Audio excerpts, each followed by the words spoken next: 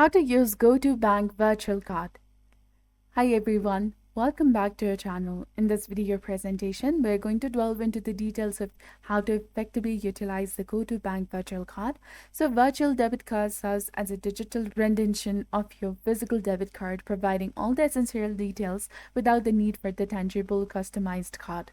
So this includes vital information such as your debit card number, expiry date, CVV code, and more. Within the Go2Bank app, you can easily locate and access your virtual debit card. The beauty of the virtual debit card lies in its flexibility, allowing you to seamlessly carry out online or phone transactions until your personalized debit card is received and activated. So it's really important to note that the virtual debit card remains active for the span of 15 days from the moment you open your Go2Bank account or until you activate your physical customized debit card, whichever comes first. So if you have any recurring payments linked to the virtual card, ensure to update them with the information from your physical debit card, as there may be differences in the expiry date and CVV code between the two.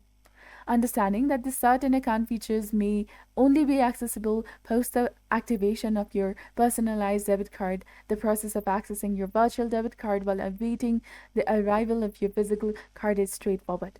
Simply you have to log into your account, navigate to the card section, and enable the Show Card Info option to reveal your virtual card number, expiry date, and CVV code.